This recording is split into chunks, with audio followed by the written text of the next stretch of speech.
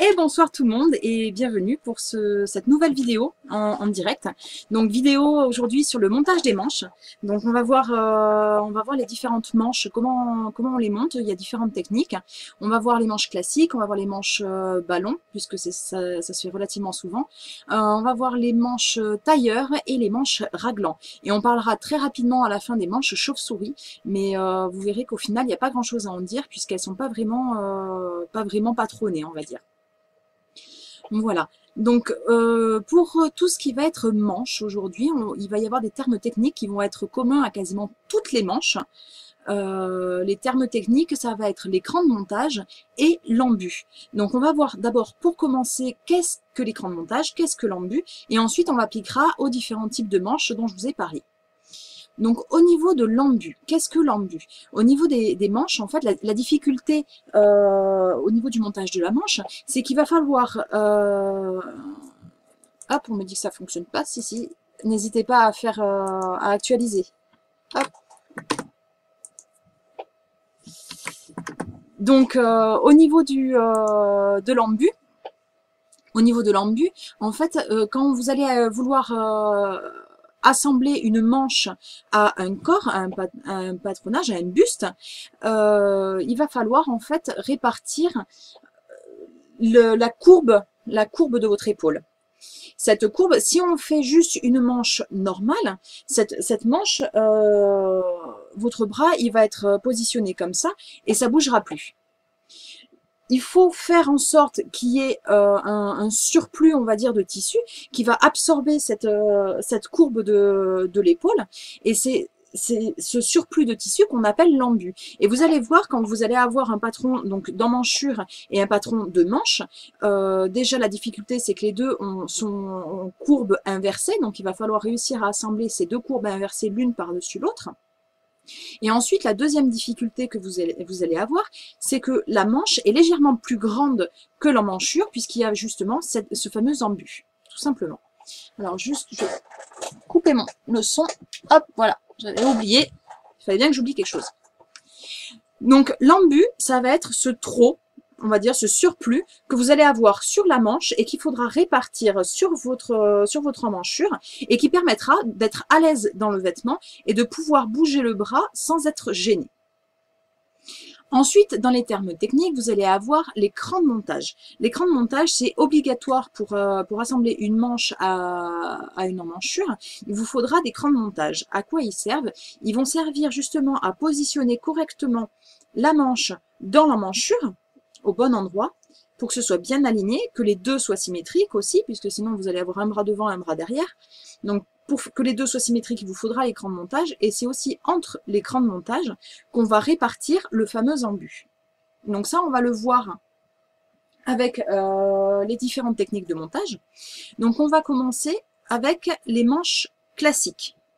Donc ce qu'on appelle manches classiques, c'est tout simplement la plupart des tops, des chemises, chemises masculines ou féminines, les vestes, c'est-à-dire que vous avez un buste qui est formé par un devant et un dos, relié par une couture d'épaule, et vous avez la manche en une seule pièce qui est assemblée à ce buste. On a deux façons différentes d'assembler une manche classique. On va avoir la première méthode qui est la méthode la plus courante et la méthode, on va dire, la plus académique. C'est-à-dire qu'on va assembler le devant et les épaules par la couture d'épaule et par la couture côté. On va assembler la manche par la couture de dessous-bras. Et ensuite, on va assembler notre manche à notre buste. Donc ça, c'est la méthode, on va dire, académique. Après, il y a une façon de faire qui est un peu plus simple, surtout quand on est sur des toutes petites pièces. Par exemple, le vêtement pour enfants est plus petit, donc l'emmanchure, c'est un peu plus compliqué, c'est un peu plus serré. Donc dans ces cas-là, ce qu'on va faire, c'est qu'on va juste assembler le buste par la couture d'épaule, on va laisser ouverte la couture côté, et on va assembler la manche ouverte. On va pas la fermer, on va assembler la manche ouverte. Et une fois qu'elle sera assemblée, cette manche, on fermera après la couture dessous-bras et côté. On va les assembler en une seule couture qui partira du poignet et qui ira jusqu'en bas. Donc ça sera la deuxième méthode, un petit peu plus simple. Donc je vais d'abord vous montrer le montage classique, on va dire académique, c'est-à-dire en assemblant notre buste et notre manche à part, et ensuite on assemble la manche sur le buste. Donc, comme d'habitude, je vous ai préparé plusieurs toiles test. Donc là, je vous ai préparé une petite tunique. Hop. Donc, elle est assemblée au niveau des coutures d'épaule. Donc là, on la voit pas très bien. Il y a ma couture d'épaule avec les motifs, c'est un peu compliqué. Et la couture côté. Donc là, vous voyez, il reste, donc j'ai mon encolure ici, qui est fendue, puisque normalement, ça se ferme au niveau du cou, dans le dos. Donc j'ai mon encolure, et de chaque côté, j'ai mon emmanchure. Au niveau de l'emmanchure, je vais vous montrer, hop, sur cette caméra. Au niveau de l'emmanchure, je vais vous montrer sur le patron aussi. Hop, que je me cale correctement. On fait une petite mise au point. Voilà. Donc là, vous voyez mes deux petits crans. J'ai fait 2 crans ici. Mes 2 crans ici, ce sont mes crans de montage au niveau du dos. Et devant, j'ai également un cran de montage. Ces crans de montage, ils étaient présents sur le patron de base.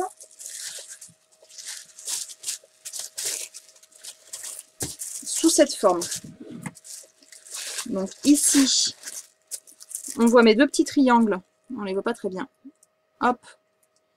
Donc là, j'ai 2 petits triangles au niveau de l'emmanchure. Donc ça, c'est la partie dos, pardon. Et ici, j'ai ma partie devant. Pareil, j'ai mon petit cran de montage, le fameux. On remarque au passage que le cran de montage dos et le cran de montage devant ne sont pas notés de la même façon. Ça me permet de vérifier quand je vais pour monter ma manche, je pourrai reconnaître la partie dos et la partie devant. Ça me permettra de monter ma manche dans le bon sens et de pas avoir, parce que la manche n'est pas symétrique, la partie dos et la partie devant ne sont pas symétriques, il y en a une qui est plus creusée que l'autre, parce que les bras ils vont généralement vers l'avant et pas vers l'arrière. Donc il faut, pour pouvoir suivre ces mouvements-là, il faut que justement la manche soit patronnée de façon à ce que les anses aillent dans ce sens-là. Donc la manche a un sens et on repère ce sens avec les différents crans de montage aussi. Donc ici sur ce patron-là, j'avais un cran pour le devant et 2 crans pour le dos. Donc sur ma manche, donc ça c'était sur la partie buste. Maintenant sur la partie manche, donc là elles sont pas encore assemblées. Sur ma partie manche, je retrouve ici, hop, vous les voyez pas, ce papier on le voit pas très bien. Vous retrouvez ici les 2 crans qui sont donc la partie dos. Et ici, le cran pour la partie devant. Sur tous les patrons, on trouve les informations de cran de montage. Sur tous les patrons, non. Certains patrons, j'ai remarqué souvent sur les patrons enfants. C'est assez souvent que le patron enfant n'a pas les crans de montage. Au niveau du patron adulte, si vous prenez par exemple les Simplicity, les Burda, ce genre de patron, en général vous aurez l'écran de montage. En général oui. Donc du coup, mes crans de montage là, il va falloir qu'on fasse notre repère. Pour l'instant ils sont juste sur le patron, ils sont pas repérés sur mon tissu. Donc on peut couper des petits triangles comme ce qu'on a dessus. Personnellement, j'aime pas bien. Ça sert pas à grand chose. Personnellement, je fais juste une petite entaille. Hop, pardon, pour la caméra. Personnellement, je fais juste une petite entaille. Alors, ce tissu est très très souple. Donc là, j'ai mes crans de montage ici. Je sais pas si vous les voyez bien. Voilà. Donc je fais une entaille dans chaque cran de montage. Oui, il peut y avoir, alors les lignes, c'est ce qu'on appelle aussi des crans de montage. Ça peut être, le cran de montage peut être dessiné de plusieurs façons différentes. Ça peut être un petit triangle, ça peut être une ligne, ça peut être, ça s'appelle quand même des crans de montage. Moi, justement, je préfère faire juste une petite entaille plutôt qu'un triangle.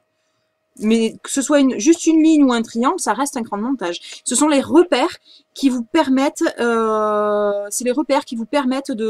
monter votre manche. Donc là, j'ai repéré mon cran de montage dos et mon cran de montage devant. J'ai fait mes entailles. Donc c'est entaillé dans mon tissu ici. Donc je vais pouvoir hop, enlever mon patron. Donc ici, j'ai juste un cran de montage sur ce patron-là, dos et devant. Parfois, vous aurez un cran de montage également au niveau de la tête de manche pour repérer la couture d'épaule. Ici, il y a juste des crans de montage dos et devant. Hop, donc on se prend juste une seule manche, ça sert à rien. On va pas faire les deux ce soir, on n'en fera qu'une. Donc au niveau de notre manche, j'ai mes crans. Hop, ils sont où que je les repère? Ici, j'ai mes deux crans. Hop.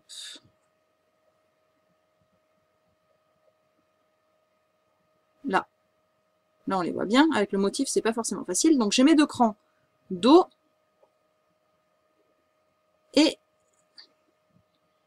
j'ai mon cran devant. Donc, au niveau de ma manche, on va, dans un tout premier temps, assembler la manche. Puisqu'on a dit qu'on allait faire la méthode où on faisait avec la manche assemblée à l'avance. Dans mon buste assemblé également. Donc, mon buste est déjà assemblé, je l'ai fait avant.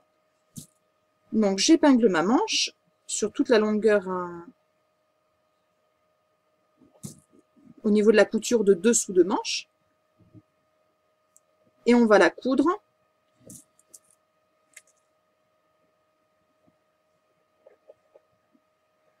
Hop.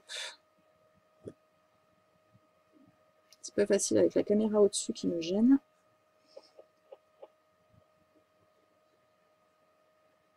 Voilà, donc là, ma manche est épinglée. Alors, question, est-ce que l'écran de dos, c'est toujours 2 entailles outrées et l'avant 1 ou ça dépend des patrons? Ça dépend des patrons.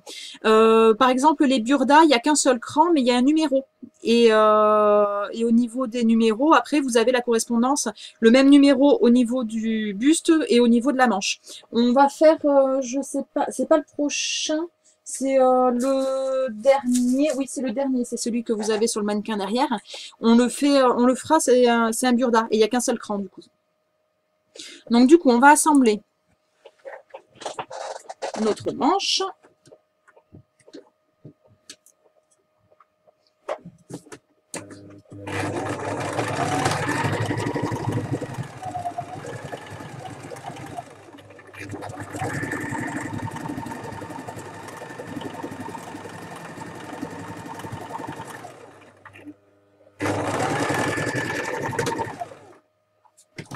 Voilà. Donc la manche est assemblée. Alors, quelle est la matière de ce tissu? Alors ce tissu, c'est une soie qui vient de Madagascar et qu'on m'a ramené d'une amie qui était allée à Madagascar et qui me l'a ramené de là-bas. Donc malheureusement, je pourrais pas vous donner l'adresse pour trouver le même. Celui-là, et c'est une soie qui est super douce, elle est vraiment très agréable à porter. Du coup, ma manche est assemblée. Donc là, ici, j'ai ma tête de manche. La tête de manche, c'est le haut, la partie bombée de la manche. Elle est assemblée, je l'ai repassée par l'endroit et j'ai mes crans. Ici, on le voit. Là, j'ai un cran. Hop, sur mes cheveux, on le voit bien. Et mes deux crans. Hop. Là, ils sont là. Mes deux petits crans pour le dos. Quand on assemble une manche, on assemble avec la manche sur l'endroit et le buste sur l'envers. Donc j'ai mes coutures apparentes là, sur les côtés pareil, de façon à ce que on va assembler la manche en la positionnant à l'intérieur. Hop, on positionne la manche à l'intérieur de notre buste, comme ceci, et on se retrouve avec le tissu endroit. Je vais vous montrer sur cette caméra, ce sera plus simple. Non, pas celle-là, celle-là. Donc, quand je positionne ma manche à l'intérieur, vous voyez, je me retrouve avec le tissu endroit contre endroit, ici. Et donc, on pourra assembler de cette façon, hop, les deux ensemble. Sauf que si j'épingle maintenant ma manche, le souci que je vais avoir, c'est que j'ai pas encore réduit l'embut. Et donc, pour l'instant, la partie manche, si je l'épingle, je peux vous le montrer vite fait en mettant juste peu d'épingles, juste vous montrer ce que ça donne. J'ai pas pris le meilleur tissu, c'est très très fluide.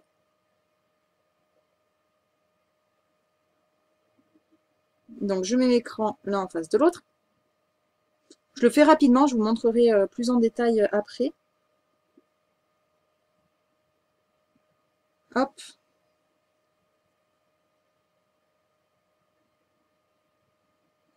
Alors, si on met envers contre envers, on aura forcément la couture visible à l'extérieur. Donc, on met endroit contre endroit. Si tu veux une couture rabattue, ça va être la couture anglaise après que tu vas mettre autrement.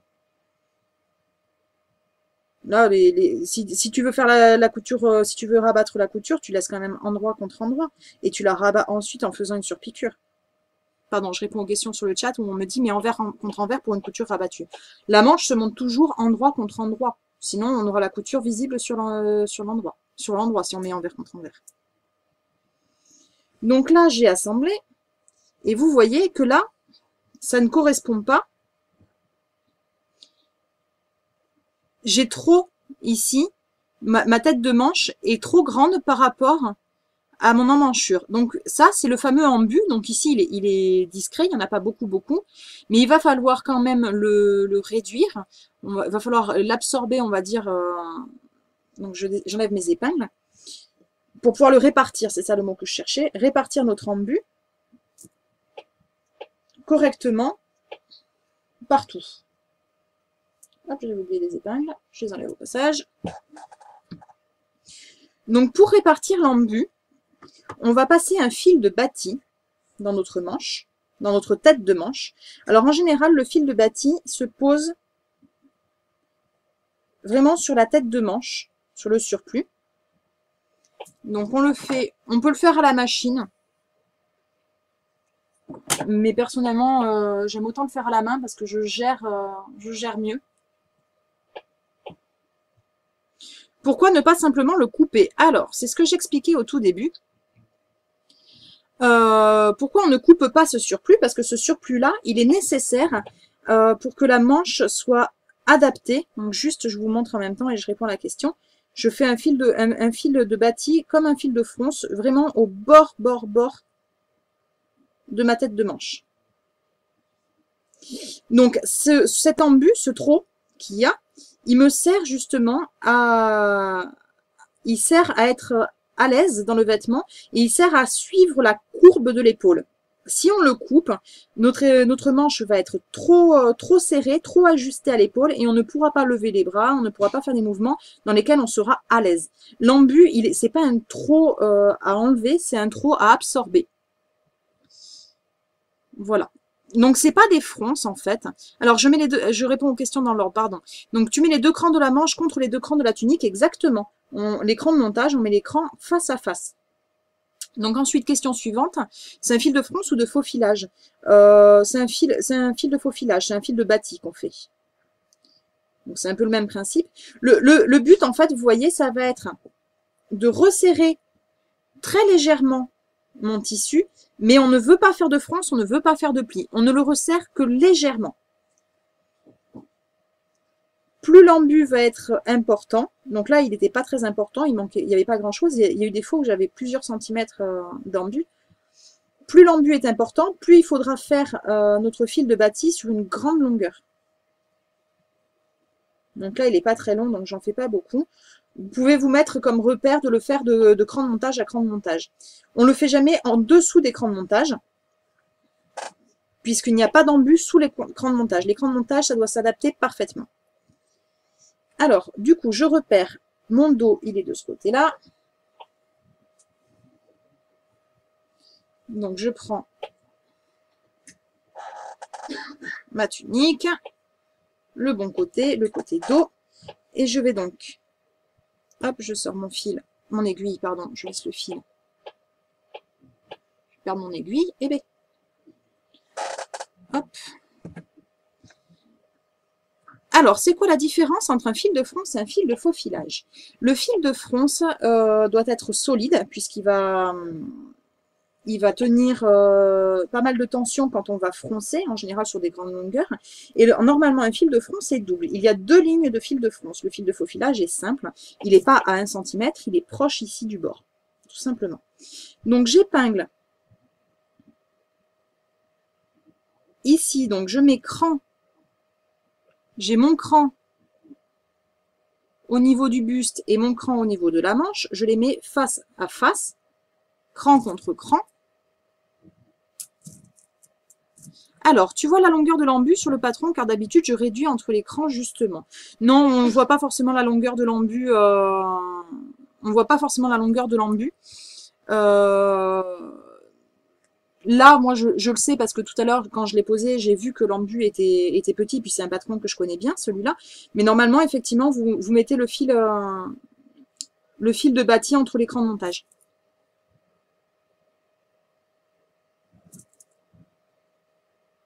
Donc là, j'épingle bien. Donc ici, vous voyez que entre l'écran de montage et le dessous de manche, donc ma couture coïncide et jusqu'au cran de montage, je n'ai aucun problème pour faire coïncider ma manche avec mon buste. Donc maintenant, je vais épingler. Alors, je me suis... Hop. Maintenant, je vais épingler ma tête de manche, le haut de ma manche. Je change juste mes épingles de côté, sinon je ne pourrais pas coudre.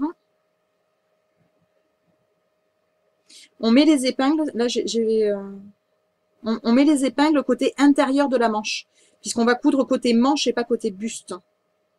Vous allez comprendre pourquoi tout à l'heure. Surtout quand c'est sur de l'habillement enfant.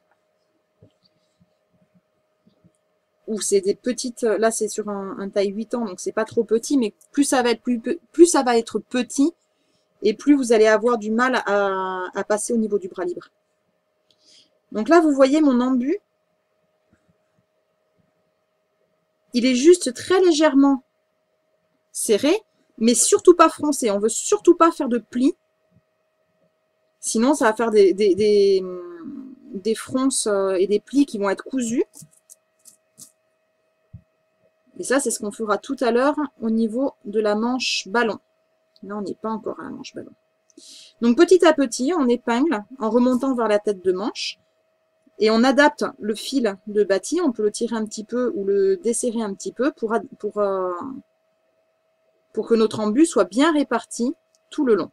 Et donc là, je suis bien répartie partout. Mon trot qu'il y avait tout à l'heure, vous voyez, maintenant, ça correspond parfaitement. Alors, pourquoi je mets mes aiguilles à l'horizontale et pas à la verticale?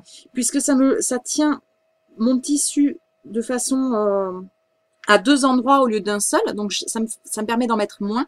Et la deuxième chose, c'est que j'ai très longtemps mis les épingles à la verticale et cousu par-dessus. Et ça m'a tué ma machine, tout simplement. Ma grosse machine Brother actuellement a un souci d'entraînement et ça a été provoqué par des aiguilles qui étaient posées verticales. Donc, petit à petit, je prends l'habitude de les remettre à l'horizontale. Et en plus, ça tient mieux le tissu, surtout là où le tissu a besoin d'être maintenu à beaucoup d'endroits. Donc là, il est maintenu en 2 points au lieu d'un seul point quand on met l'aiguille à l'horizontale. À la verticale, pardon. Donc, je vais pouvoir coudre ma manche. Je commence toujours ma couture au niveau de la couture dessous bras. La couture se fait à 1 cm du bord. Je couds avec l'intérieur de la manche. Vous voyez, il est de ce côté-là, l'intérieur de la manche. Il va vers l'intérieur. Et je vais tourner comme ça, je vais faire tout le tour. En faisant attention, surtout là où j'ai un tissu qui est très fluide. Vous voyez, régulièrement, je passe la main dessous pour vérifier que j'ai pas de petits plis qui se forment. Surtout si vous faites un assemblage à la surjeteuse, vraiment faites très attention aux plis dessous. C'est une erreur courante. et qui est vraiment pas rigolote puisqu'on va couper notre surplus de tissu en plus. Donc là, tout doucement, je vais faire le tour de mon emmanchure. Donc là, j'arrive à mon fil de fronce, enfin mon fil de bâti, pardon. Donc je suis bien la courbe. Je rabats ma couture d'épaule vers la partie dos. Hop, il y a quelque chose qui m'empêche d'avancer. Qu'est-ce que c'est? Pourquoi?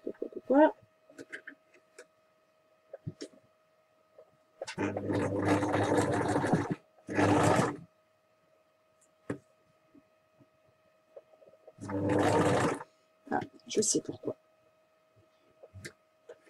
Petite épingle qui s'était cachée.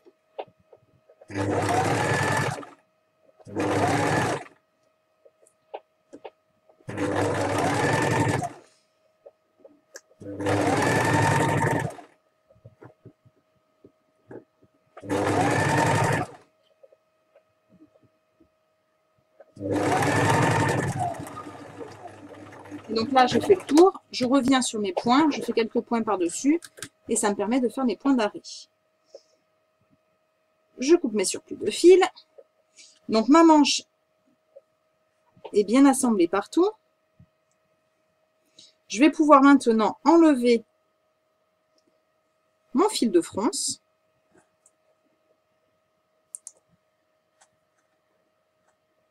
Enfin, mon fil de bâti, pardon. Je vais y arriver. Je me le garde de côté, il nous servira tout à l'heure. Donc ma manche est bien assemblée. Mon embu est bien réparti.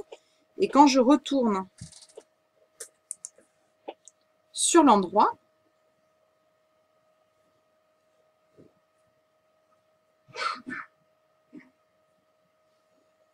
voilà la manche d'assemblée au niveau de la tunique.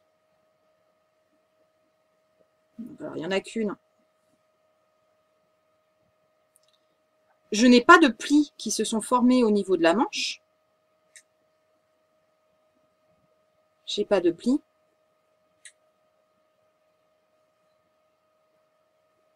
Voilà. Donc, question, la vidéo est inversée par rapport à la réalité? Oui. Ça, c'est la droite. Oui, la vidéo est inversée. Donc, ma manche est assemblée, j'ai pas de plis et j'ai l'aisance suffisante ici pour pouvoir bouger le bras et être à l'aise. Plus qu'à monter la deuxième manche pour finir la tunique, faire les poignets, faire les ourlets, etc. Donc ça, c'était le montage de la manche classique quand la manche est fermée et le côté également fermé. Il ne faut pas faufiler, si bien sûr, pas faufiler, surfiler. On va pouvoir surfiler après. Là, je vais passer un coup de surjeteuse, mais je le ferai demain quand je la terminerai. Effectivement, il faut surfiler après la couture pour éviter que ça ne s'effiloche et donc que ça ne s'abîme. Du coup, ça, c'était la première méthode pour les manches classiques quand les manches est fermée et le côté est fermé. On va voir maintenant la version avec la manche et le côté ouvert, mais plutôt que de vous le montrer sur une manche classique, on va faire la méthode sur les manches ballons, tout simplement, puisque les manches ballons se montent exactement de la même façon. La seule différence avec les manches ballons, c'est qu'elles ont beaucoup plus d'embus. Au final, la manche ballon est une manche qui a beaucoup d'embus et c'est cet embut-là, par contre, qu'on fronce avec donc un double fil de fronce. Et quand on va le froncer, ça va former le volume de la manche. Donc du coup, je ne sais pas pour ceux qui étaient présents lors de la vidéo sur les encolures, j'ai pas eu le temps de le finir, ça tombe bien. Vous vous souvenez de la partie de travail qui nous a servi à voir les parmentures? Donc, hop, j'ai ma parmenture à l'intérieur. Donc, on va avancer cette petite robe. Comme ça, ma fille sera contente. On va avancer cette petite robe et on va y mettre des manches ballons. Question, on ne surfile pas avant de coudre. Il y a les deux méthodes. Suivant les tissus et suivant l'épaisseur, tu peux surfiler avant ou après. Là, c'est un tissu tout fluide. Ça ne sert pas à grand-chose. Là, je vais tout surfiler ensemble. Donc, on va finir la petite robe blanche. Enfin, on va pas la finir, on va y mettre les manches ballons. Donc, mes manches ballons, je les ai, hop, si j'arrive à les attraper. Ici, donc j'ai mon patron de manche ballon. Donc vous voyez que c'est une manche. Si on n'a pas de surfileuse, on fait quoi? Le surfilage, on le fait avec une machine à coudre et on fait un zigzag, tout simplement. Un zigzag, ou alors maintenant les machines à coudre ont les points overlock, les points de surfilage. Allez, on finit cette petite manche. Donc, sur ma manche, j'ai pas de cran de montage sur celle-là. Sur cette manche-là, j'ai pas de cran de montage, mais par contre, j'ai le repère des fronces. Fronces. Et donc là, j'ai un repère ici et un repère ici. Et en gros, il faut qu'on fasse nos fronces entre les deux crans de montage. Crans de fronces, pardon. Donc comme tout à l'heure, on se fait un petit repère. Donc là, je crois que je les avais déjà fait. Ouais, je les ai déjà fait. Donc je me suis fait un petit cran au niveau de mes repères. Je prends qu'une seule manche. Et je vais donc faire mes fronces entre mes deux crans. Donc je vais reprendre hop, mon fil de fronce de tout à l'heure. Il m'en faudra un deuxième. Et donc dans ces cas-là, quand il n'y a pas de cran de montage, mais par contre que j'ai deux repères de fronce, c'est qu'en général, les fronces sont complètement tassées les unes sur les autres. Donc pour faire mon cran de surfilage, mon cran de surfilage, mon fil de fronce, pardon. Oh là là, je dis n'importe quoi. Donc je fais comme tout à l'heure, une première rangée, le fil de fronce. Donc pour l'instant, je ne le serre pas, ça ne sert à rien de le tirer. Parce qu'il va falloir faire le deuxième. On peut faire les fils de fronce à la machine à coudre, comme tout à l'heure je le disais. Pour ça, il faut prendre le point le plus long possible et mettre la tension à 0. Personnellement, quand il n'y en a pas pour longtemps comme ça, je préfère garder mes réglages de machine et le faire à la main. Donc là, j'ai un premier fil de fronce de passé. Et donc, quand on veut faire des fronces, on fait deux fils de fronce. Deux lignes parallèles. Donc là, je vais faire la deuxième. Donc oui, tout à fait. Question sur le chat. On peut le faire à la machine. Mais au final, là, il y en a pour même pas 10 cm. J'ai aussi vite fait de le faire à la main plutôt que de bouger tous mes réglages de tension et de longueur de point.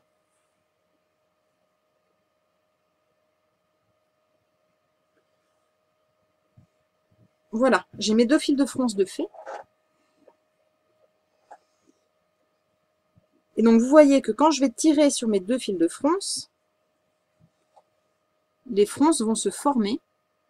Hop, une petite mise au point, s'il vous plaît. Les fronces vont se former. Et pourquoi on en fait deux fils de fronce? C'est que s'il n'y en avait qu'un, ça a tendance à vriller. Quand il n'y a qu'un seul fil de fronce, ça vrille. Quand vous en faites deux, vos fronces, elles restent bien en place. Et vous pouvez faire votre couture sans prendre le risque que le bord de tissu brut repasse dessous. Voilà, donc c'est pour ça qu'on fait deux fils de fronce. Ça permet d'éviter que la fronce ne vrille et ne sorte de votre couture quand vous allez assembler. Donc du coup, maintenant, on va pouvoir assembler. Hop, je ne sais pas trop comment je vais pouvoir vous montrer ça.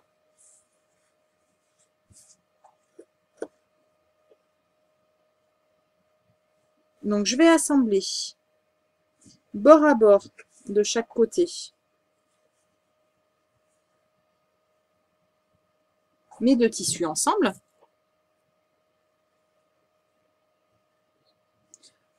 Donc oui, pour les fronces, c'est toujours deux fils de fronce.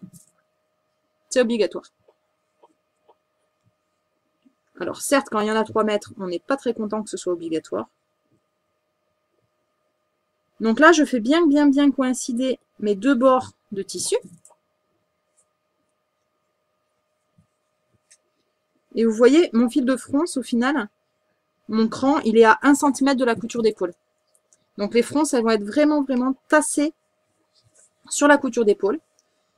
Donc, pour l'instant, je n'épingle pas mes fronces. Je vais d'abord épingler l'autre côté de la manche. Donc là, on est sur la manche ouverte. Non, c'est pas nécessaire que le tissu de la manche dépasse un peu. L'un contre l'autre.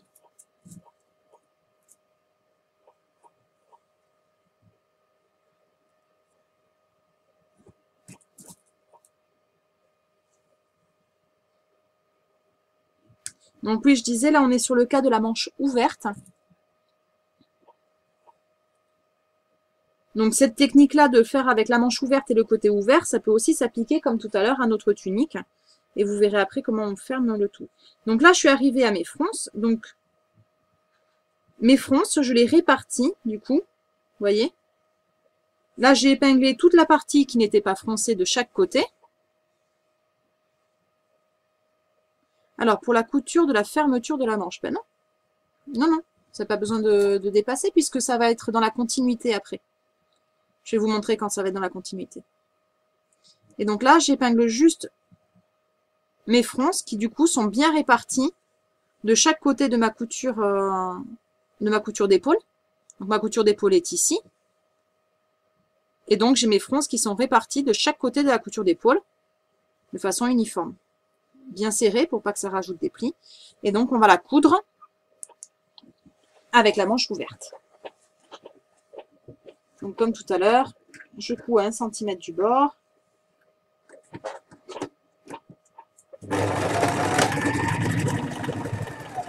Je fais attention toujours, même s'il y en a moins qui se forment puisque c'est ouvert, je fais attention à ne pas faire de plis dessous.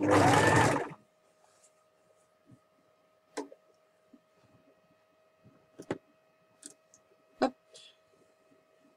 Mon aiguille ne veut pas ressortir, elle est coincée dans la fronce.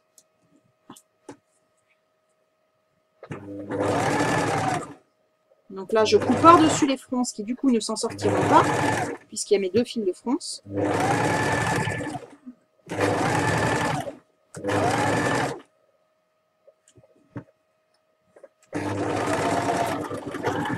Et je fais mes points d'arrêt.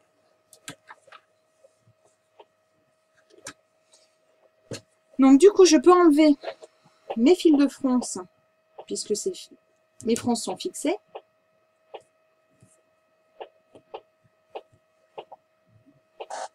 Et quand je retourne, j'ai ma manche ballon, je vais vous montrer sur cette caméra-là, vous verrez mieux.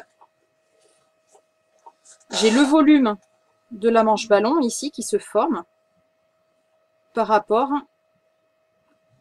à mon épaule. Donc pour l'instant, c'est encore ouvert ici. Donc c'est après. Donc ça. Donc il faut toujours froncer pour n'importe quelle manche. Non, ça c'est pour la manche ballon qu'on fronce. Pour la manche normale, on ne fronce pas, on fait juste le fil de bâti pour absorber l'embu. Comme la première méthode. Alors, tous les plis doivent être dans le même sens obligatoirement. Non, c'est pas obligatoirement, c'est des fronces. Les fronces, c'est pas des plis, attention, c'est différent. Le pli est plaqué normalement. La fronce, au final, elle est écrasée et elle est... Donc là, je vais pas assembler le côté. Je vous montre juste comment on le finit, mais parce que sur ce modèle-là, il faut aussi faire un bracelet de manche à ce niveau-là pour resserrer. Donc, on épingle ce que je viens de faire, du coup. J'ai mon buste ici, avec la parmenture qui se retourne. J'ai mon buste avec ma manche. Et en fait, je vais épingler dans la continuité en une seule couture. Vous voyez ici, j'ai ma couture de l'emmanchure que je viens de réaliser. J'épingle en une seule ligne mon dessous de manche et mon côté. Ce qui fait que quand je retourne sur l'endroit,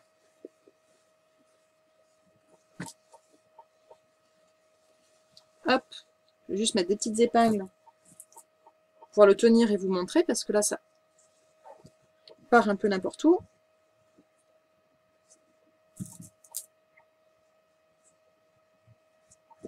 Quand je retourne sur l'endroit, j'ai donc ma manche, ici, qui a son volume de manche ballon.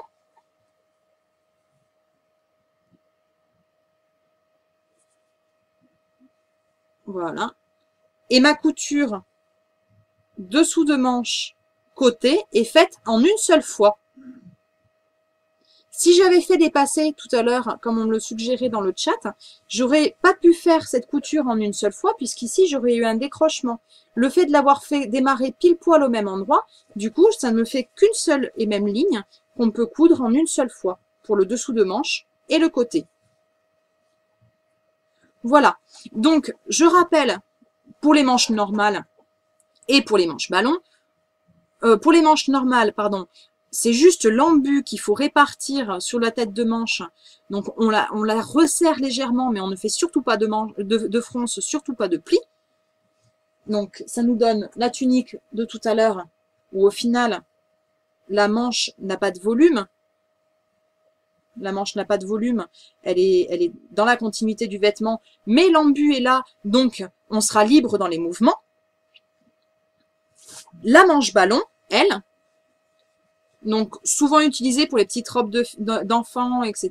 Des fois sur des vestes, mais la manche ballon, la vraie manche ballon, elle a vraiment beaucoup de volume.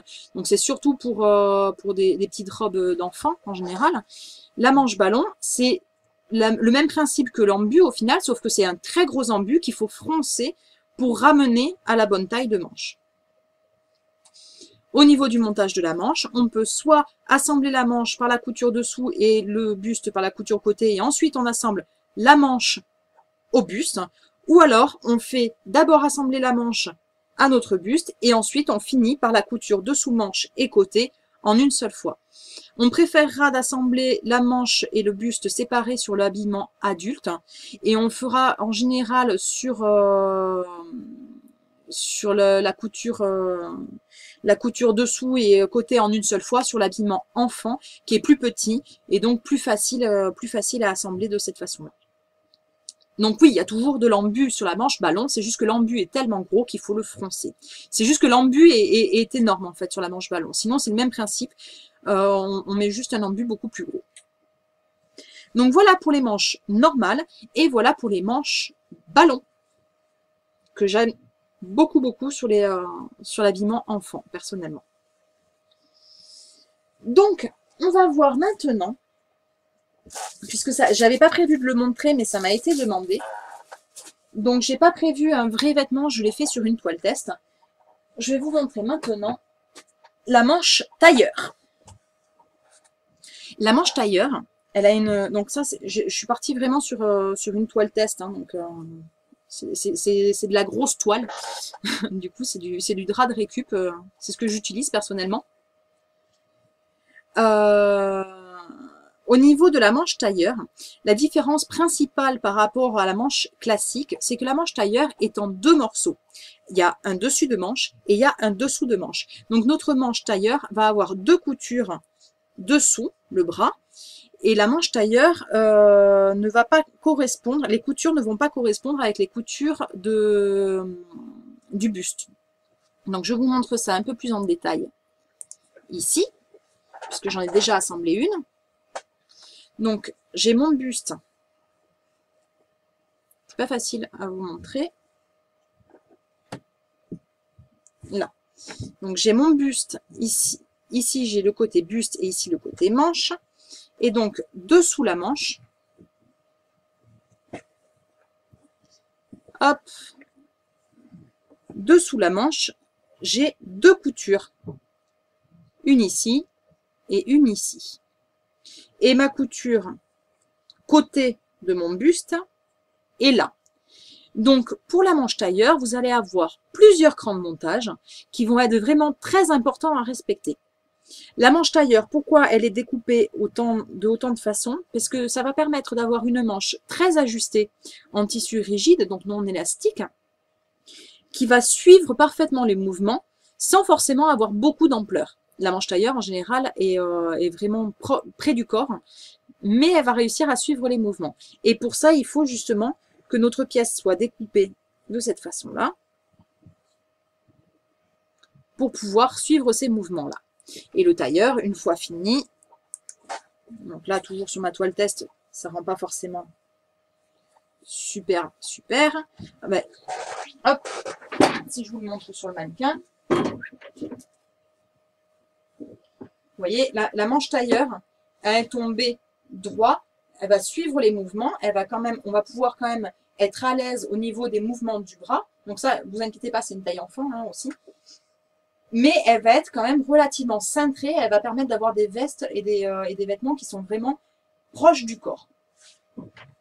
La manche tailleur, ça semble toujours fermé. Toujours fermé. Donc là-dessus, on va faire la même méthode que le montage des manches classiques. Mais avant de monter la manche au tailleur, on va d'abord assembler la manche. Donc, première étape, le patronage de la manche. Enfin, le patronage. On découpe nos pièces de manche. Et vous allez en avoir deux. Une comme ceci, qui est donc le dessus de manche. Et une comme cela, qui est notre dessous de manche. Et vous voyez que si je les mets l'un à côté de l'autre, on retrouve la forme, de notre manche classique. Sur notre patron de manche, on a des crans de montage. Donc justement, tout à l'heure, on en parlait avec les crans qui sont sous forme de trait et pas de triangle. Ici, c'est le cas. Sur ce patron-là, c'était un patron Burda, je crois. Donc, au niveau ici de notre cran de montage, donc je me suis fait un petit repère dans mon surplus de couture, toujours. Et ici, sur le dessus de manche, j'avais un repère là et un repère en haut. C'est le fameux repère de couture d'épaule. De couture d'épaule. Et j'ai... Donc là, mon buste est déjà assemblé, mais j'ai gardé les patrons pour vous montrer. Vous voyez, tout à l'heure, je vous disais, des fois, c'est une ligne et des numéros. Donc là, c'est le cas. Ici, j'ai un petit 6 sur mon buste. Au niveau du repère du cran de montage, j'ai un petit 6. Et sur ma manche, j'ai un cran de repère avec un petit 6. Ce qui signifie que quand je vais assembler ma manche à mon buste, il faudra faire correspondre le repère 6 avec le repère 6 du buste, tout simplement. Les crans qui n'ont pas de numéro, en général, ce sera des crans qui sont en face d'une couture. Donc d'abord, on va assembler nos deux morceaux de manche. Donc c'est pareil, j'ai des petits numéros ici, en haut de mon patron. Ça veut dire qu'il va falloir que j'assemble ces deux pièces dans ce sens-là, le 4 en face du 4. Et vous voyez, de l'autre côté, j'ai un 5 ici, un 5 ici. Ça va me permettre de fermer ma manche et de former la manche, tout court. Donc du coup, on assemble toujours endroit contre endroit la manche. Ici, ça dépasse puisque c'est mon surplus de couture qui dépasse. Mais au niveau de la couture, j'assemble pour que, à 1 cm du bord, là où je vais coudre, ça s'arrêtera bord à bord. De façon à, quand je vais ouvrir ma couture, ça sera dans la continuité. Donc, j'épingle ma manche sur tout le long de la couture. Donc, je vais faire la première. On ne fait pas les deux en une seule fois. On fait la première couture, puis on fait la deuxième. On ouvre. Et ensuite, on fait la deuxième. Donc, question sur le chat. Marie, c'est toi qui as fait ton haut? Non, ce n'est pas moi qui ai fait mon haut. Je l'ai lâchement volé à ma belle-sœur. Voilà, tout simplement. C'est pas vrai, je ne l'ai pas volé, elle me l'a donné.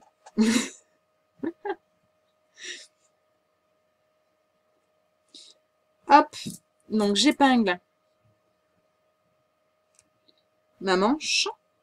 Donc là, comme je vous disais, ça dépasse, mais c'est normal, c'est mon surplus de couture. Et quand ce sera assemblé, ça ne dépassera plus. Hop, je fais ma première couture.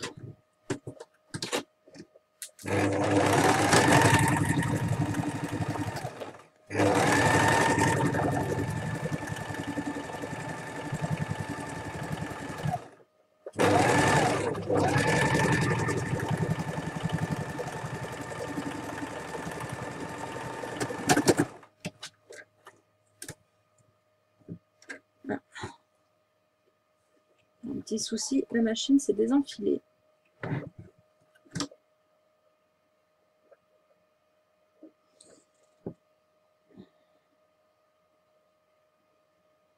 comme j'ai enlevé la lumière, j'y vois rien. Donc, ma couture est faite.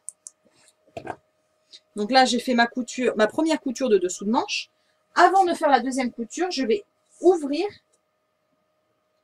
cette couture-là. Donc, si vous voulez surjeter vos bords de couture, pour le coup, il faudra le faire avant.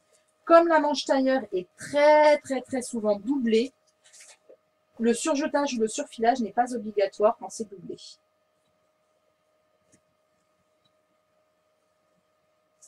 Puis là, on est sur une pièce d'étude.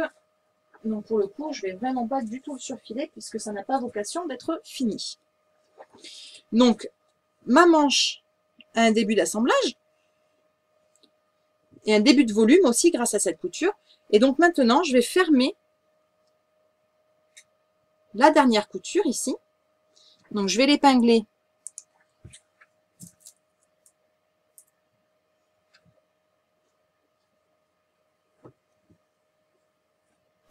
J'épingle pareil tout le long, je vais l'assembler tout le long et ma manche sera assemblée. J'aurai plus qu'à assembler ma manche avec le buste.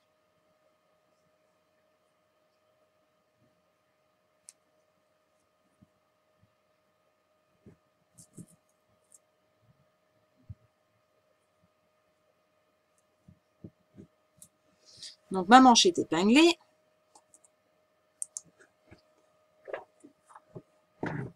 Hop.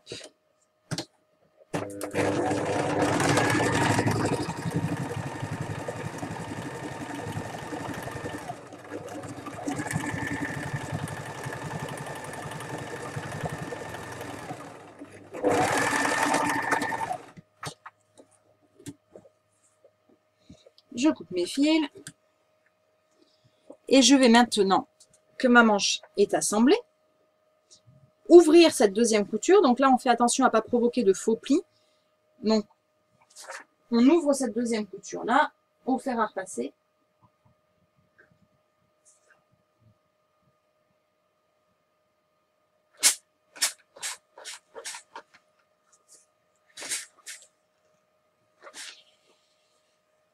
Hop, voilà, la manche est assemblée.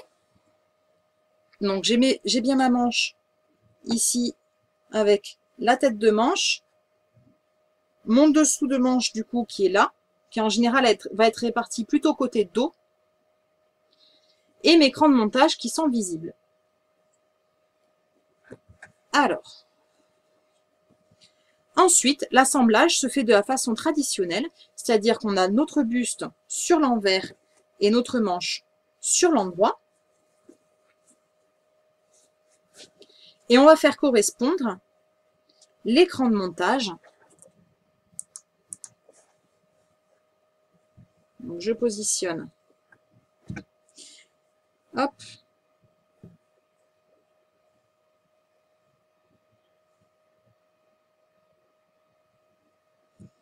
Je vais faire correspondre mes crans de montage. Donc d'abord celui de tête de manche qui va correspondre avec la couture d'épaule, ici, chez ma couture d'épaule. Donc, je fais correspondre le cran de montage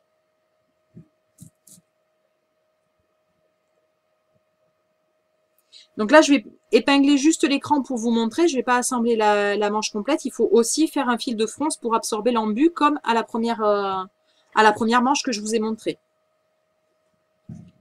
C'est juste pour vous montrer l'assemblage. Donc du coup, j'ai mon cran de montage ici qui était noté tout à l'heure numéro 6, celui que je vous ai montré, qui correspondait avec le devant de la manche et le devant du buste.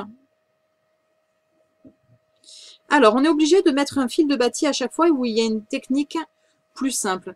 Alors, on peut le répartir soi-même, mais il faut vraiment être expérimenté et avoir l'habitude de le faire. On peut n'épingler que l'écran de montage et répartir l'embu à la main au fur et à mesure de la couture. Mais il faut vraiment être expérimenté pour pouvoir le faire correctement. Donc ici, j'ai mis mon premier cran de montage en face. Là, j'ai ma couture de dessous de manche, mais je n'ai pas de cran en face. Par contre, mon deuxième cran correspond à ma couture côté. Donc, je mets le cran face à la couture côté, ici. Voilà. Et il ne me reste plus qu'à répartir ensuite mon embu. Donc, il me reste plus qu'à répartir. Voilà, donc là, j'ai l'embu, ça fait, j'ai mon trop de tissu. Mais du coup, ça correspond, tout le tour correspond. Hop. Et quand je retourne, donc là, ça va pas tomber correctement puisque c'est pas cousu. Mais du coup, ma manche, ici, hop, elle tourne un petit peu, elle veut pas se mettre en place. Elle a du mal à se mettre en place parce qu'elle n'est pas cousue.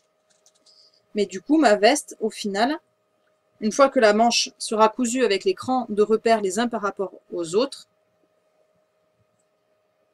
ça me donnera la même manche que ceci. Donc, on va zapper l'étape froncer l'embu et le coudre. Ça sert à rien, je vous l'ai montré à la première étape. Après, le reste c'est exactement la même façon d'assembler que les manches classiques que je vous ai montré en première étape, tout simplement. Le côté délicat des manches tailleur, c'est juste que comme elle est en deux parties, les crans de montage sont décalés puisque les coutures de dessous ne sont pas l'une face à l'autre, tout simplement. Donc du coup, c'est bon pour les manches classiques, les manches ballon et les manches tailleur. On va passer aux fameuses manches raglan, qui sont au final les plus simples, puisque les manches raglan n'ont pas de tête de manche, tout simplement. Donc, pas de tête de manche égale pas d'embu. Donc, les manches raglan, c'est les manches qu'on trouve généralement, sur des sweats, sur des pyjamas, sur ce genre de confection, ou même sur de la confection adulte, il y en a aussi de temps en temps. Les manches raglan, en fait, c'est les manches qui ont la couture en biais, comme ça. Voilà, en biais. Donc les manches raglan, il n'y a pas de tête de manche, puisque le haut de la manche fait partie de l'encolure. Et donc du coup, il n'y a pas d'embu. Donc on a juste deux coutures à faire, une de chaque côté. Et ensuite, on ferme le dessous de manche avec le dessous de bras. On peut assembler, la manche raglan, d'abord le dessous de manche et le côté, et ensuite l'assembler à notre buste. Mais franchement, c'est pas forcément le plus simple et il n'y a pas forcément un réel intérêt à l'assembler comme ça. Donc du coup, les manches raglan, je vais couper un petit sweat pour vous montrer. Alors, la capuche, j'en ai pas besoin. Les manches raglan n'ont pas de cran de montage. Il suffit juste de repérer sur la manche le devant et le dos. Donc j'ai ma manche qui ressemble à ça, vous voyez.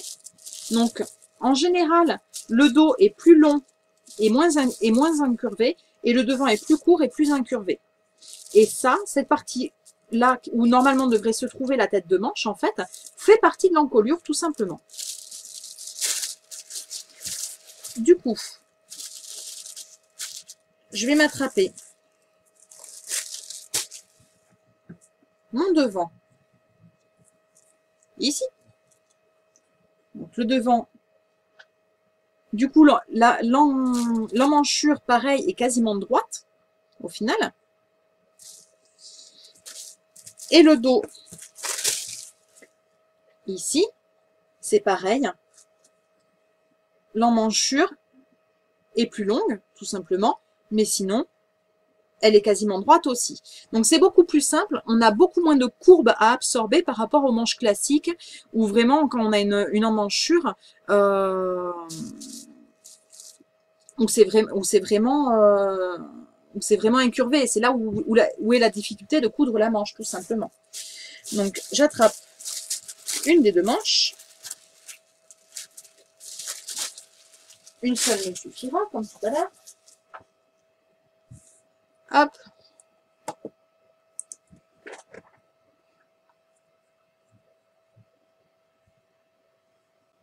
Non, c'est pas la bonne caméra. C'est la bonne caméra. Un petit peu de place.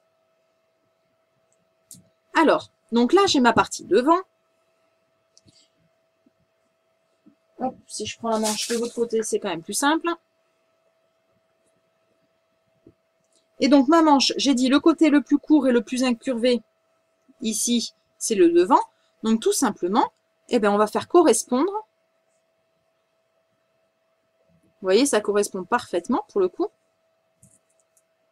On fait correspondre la partie en manchure. Donc, j'épingle.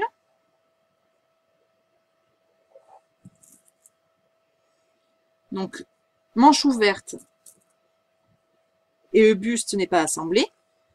On assemble d'abord, ici, notre manche avec le devant.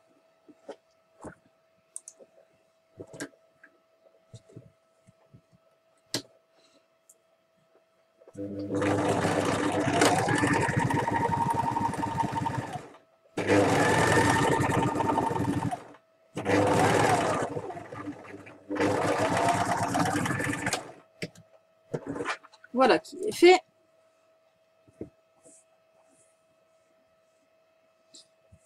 Hop. Je coupe les petits fils.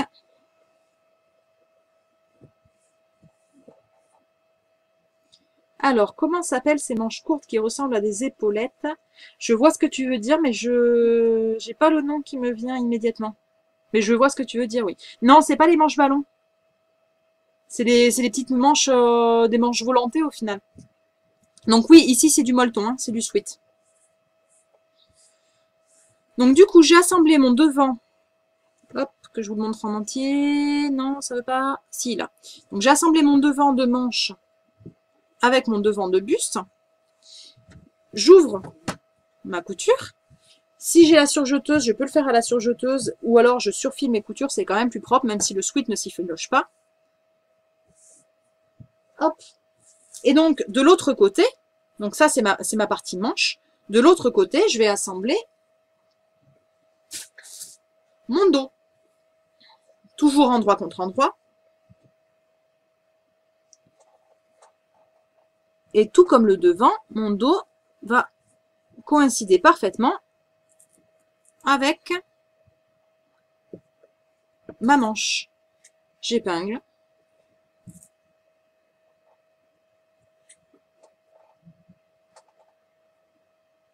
Hop.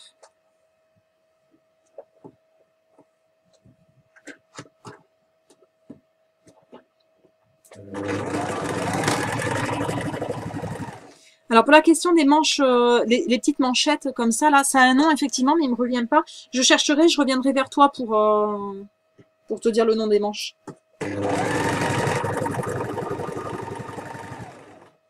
Hop, je vous ai même pas mis la caméra, pardon.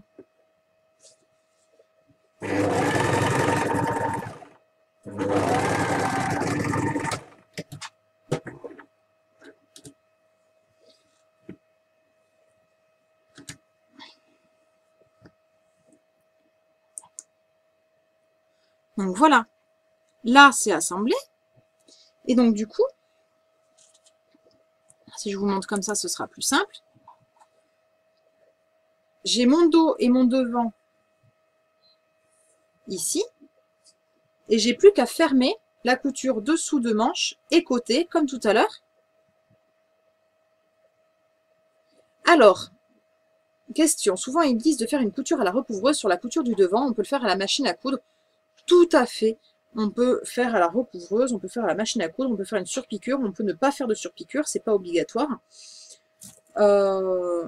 Ça permet quand même sur des matières un peu épaisses comme là le sweat de bien plaquer le surplus de couture qui sinon va gêner à l'intérieur. Donc il vaut mieux quand même le surpiquer, mais tu peux très bien faire une surpiqûre ou même un point décoratif. Voilà. C'est pour éviter que le surplus de couture à l'intérieur ne ressorte. Alors, je vois les manches gigots en commentaire. C'est pas du tout ce que cherche Christy, les manches gigots.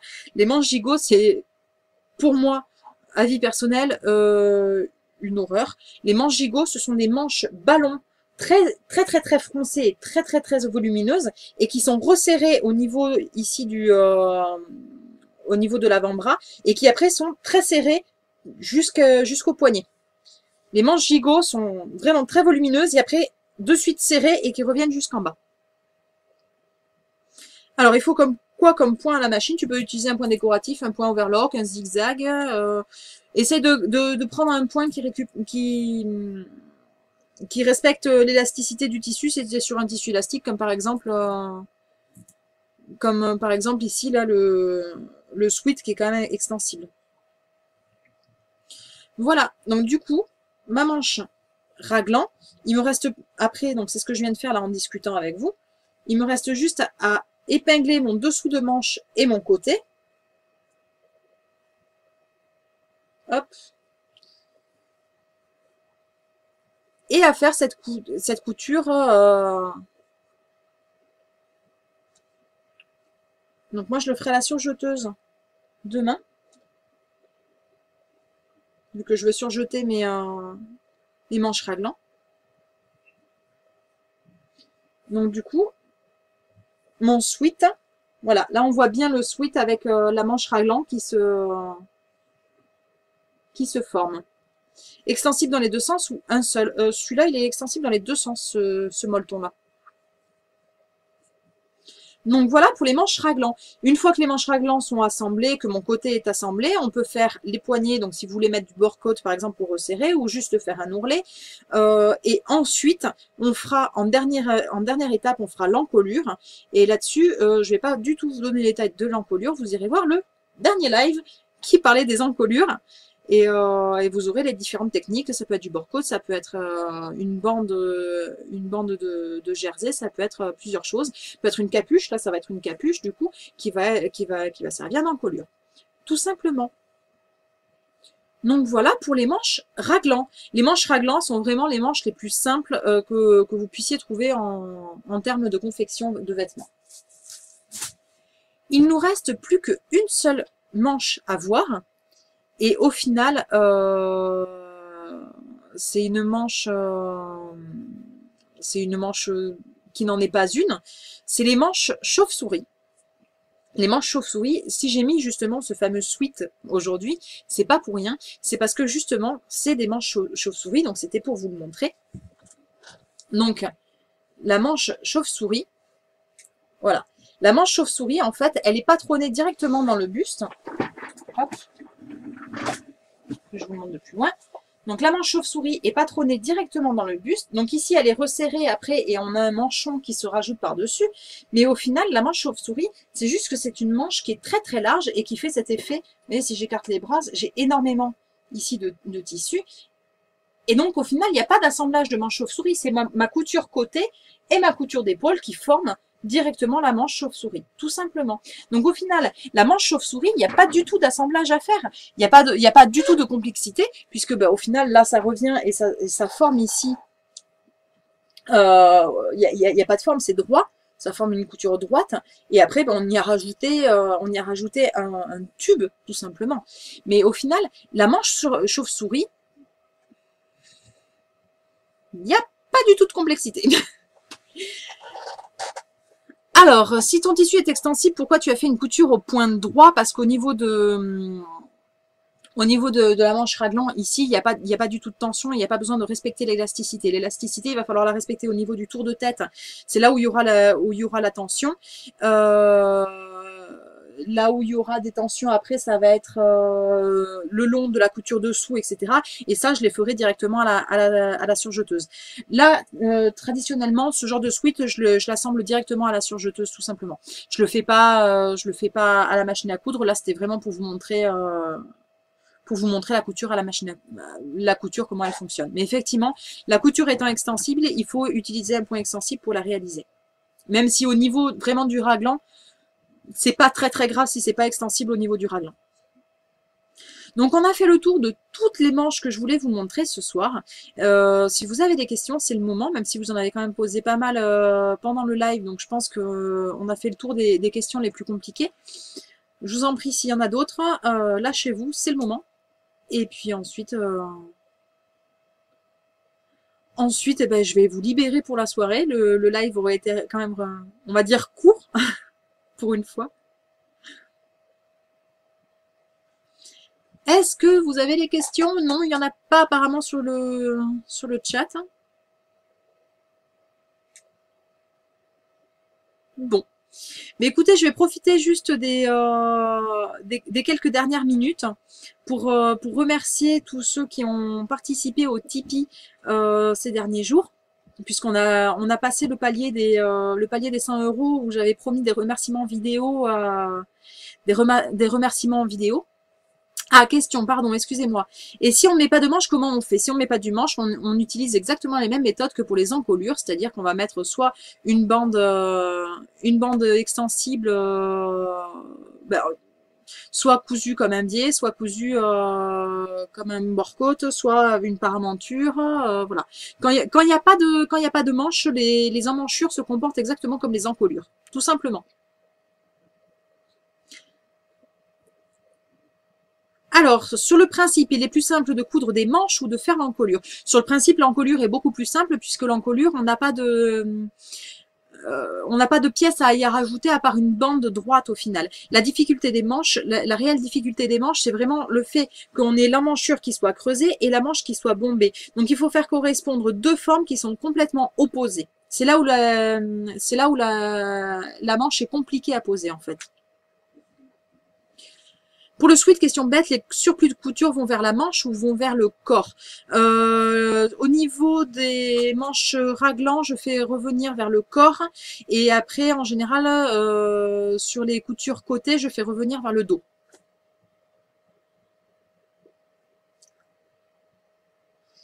Alors, si on veut faire la parmenture, on la dessine exactement comme le bord de la manche. Oui, c'est exactement pareil que la parmenture au niveau du cou. La parmenture, c'est l'exacte réplique qui, une fois rabattue à l'intérieur, fait qu'il n'y a aucune couture visible sur l'extérieur. C'est quoi une recouvreuse? La recouvreuse, c'est une machine qui permet de faire ce qu'on appelle le point de recouvrement. C'est-à-dire qu'on a, c'est une machine qui a en général 2, 3 ou 4 fils et elle permet de faire comme un zigzag en fait et deux aiguilles parallèles. Quand vous utilisez l'aiguille double, c'est un semblant de point de recouvrement en fait. Le vrai point de recouvrement est pas juste une canette dessous, c'est un peu comme un surjet dessous, ça ressemble un peu à un surjet. Et vous le verrez par exemple si vous avez, par exemple mon t-shirt là, les ourlets du bas, en général je vais essayer de vous le montrer, le point de recouvrement sur mon t-shirt, il en a un, hop.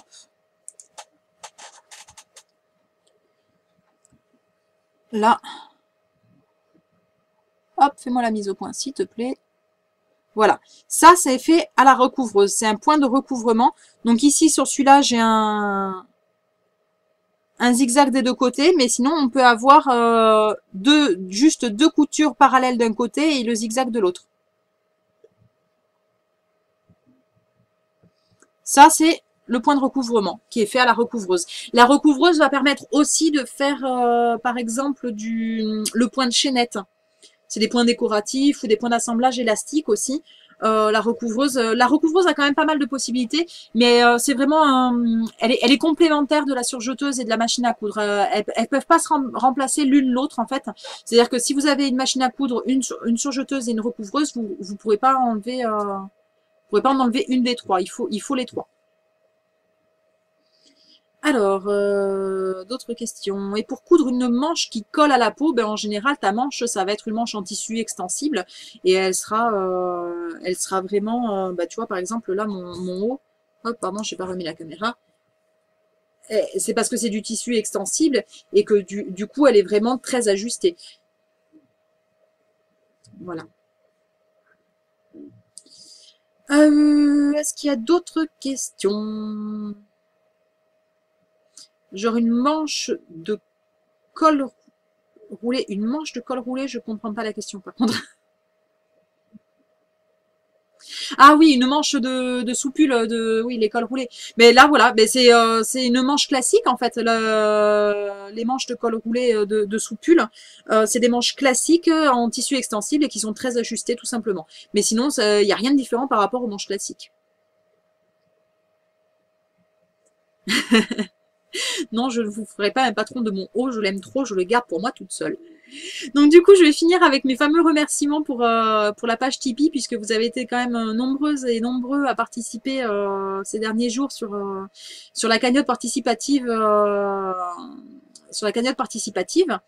Donc un grand merci à tous ceux qui ont participé à la cagnotte. On a dépassé les 100 €. Donc je rappelle le principe, c'est-à-dire que c'est à chaque fois que je vais valider une vidéo sur la page Tipeee, ça reviendra à zéro. Enfin pas à zéro, ça revient au type récurrent tout simplement. Voilà. Donc pas de panique. Là le Tipeee va revenir à ses tout débuts, mais tous vos dons précédents sont bien pris en compte. Voilà. Alors on suit quel montage pour la manche de col roulé? La première, la toute première, le montage des manches classiques. Voilà. Je pense qu'on a fait le tour de toutes les questions. Je vais vous abandonner pour la soirée. Et puis je vous fais des gros bisous. C'est comme ça. Et puis à très bientôt, à très vite, dans une prochaine vidéo. Voilà, je pense d'ici 2 semaines, je vais essayer d'en faire à peu près toutes les 2 semaines, si le rythme vous convient. On essaiera d'en faire dans 2 semaines. Je pense que le prochain thème, ce sera avec un petit kit et un kit avec pour thème Pâques. Voilà, j'ai envie de faire plaisir aux enfants, donc on fera un petit kit pour Pâques. Une bonne soirée à tout le monde. Amusez-vous bien, profitez de la soirée pour une fois que j'ai pas pris toute la soirée. Et puis à très vite, et comme d'habitude, je vous mets la vidéo en ligne sur la page YouTube dans les jours qui viennent. Au revoir!